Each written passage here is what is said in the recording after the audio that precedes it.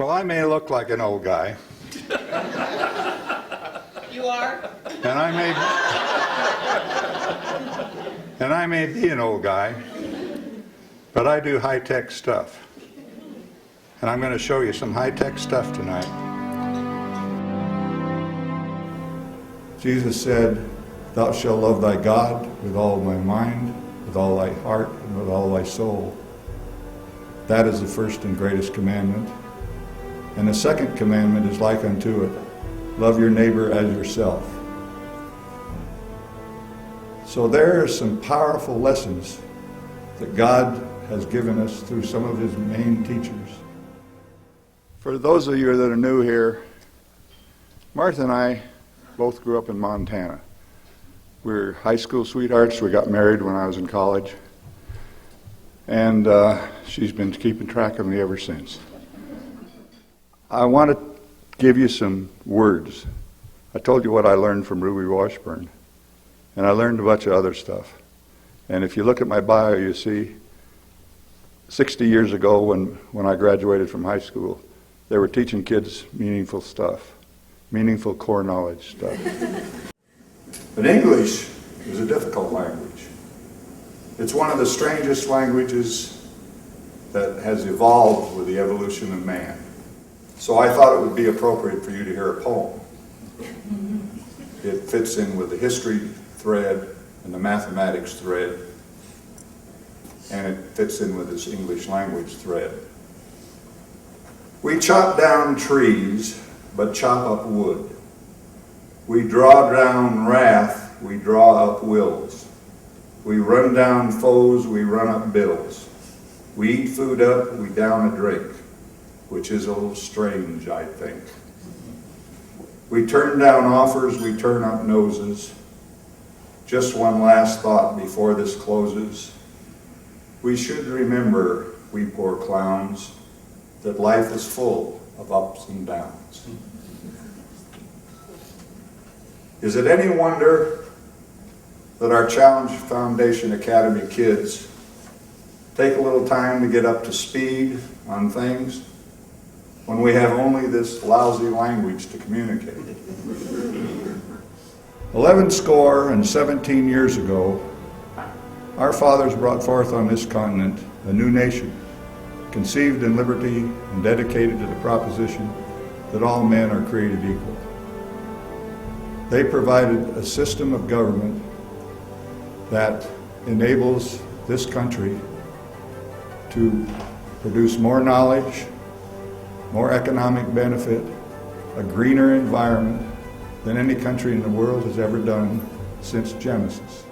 And here's another rather discouraging quote from Horace Mann. He said, "Jails and prisons are the complements of schools. So many less you have of the latter, so many more you will have of the former." And we're kind of proving that out in today's world. So there's some negative things in what both Don and I have had to say, but there's some positive news I want to tell you. The growth of the federal government in public education has not been complementary to the education of the kids. You didn't answer my question about the core knowledge curriculum, which has been promulgated over the last, what, Linda, 20 years, 25 years? And its whole thrust is to make Americans citizens. And it argues that you can make American citizens out of the three constituencies we have here in this room. From a inner city Phoenix group of Hispanic students to an inner city Indianapolis group of largely black and low economic strata to a bunch of, pardon the term, Western country folk from North Carolina. And what we're doing is in the process of educating 4,000 kids in those three communities. There are actually 8 schools to become American citizens. By the 4th grade, we already are well on the way. And by the 8th grade, we've already made American citizens. And then we start turning them into competent American citizens in high school. And I think that system is out there and it's right there now. And you haven't found it yet. You should do your research. Our job is connect the rest of the world with people like you. So I was really excited to be on this panel, and I'll just be clear, not just for me talking up here, but for the conversation that we were going to have back and forth. Because the key thing that we say at the National Constitution Center is there's brilliant material out there. There are brilliant teachers out there, and there's brilliant work. But what's not happening... They're not out there, they're in here. The Challenge Foundation, the people in this room, the Indiana, Arizona, and North Carolina state legislatures, and the last 3 presidents of the United States have all identified charter schools as an exciting alternative to the public school system. The people in this room have also bought into a concept that every child needs a certain core curriculum.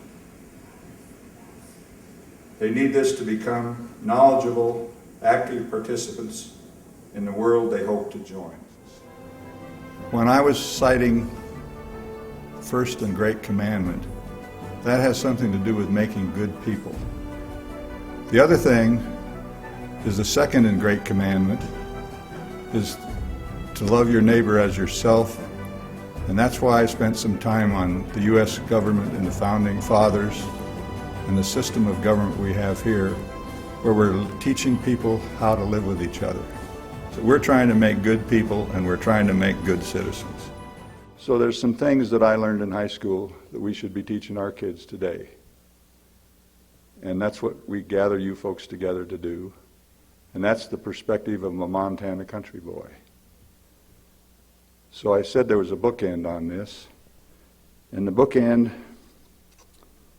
is a Latin phrase I can't even remember. It's cogito ergo sum. I think, therefore I am. That's the other end of a little knowledge is a dangerous thing.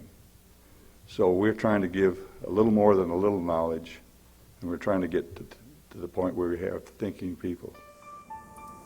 We need this language, though, to communicate the education they so desperately need. You people in this room and the folks who work with you in your schools truly are heroes.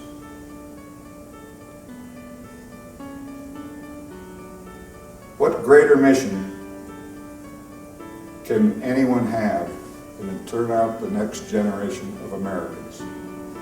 What greater mission?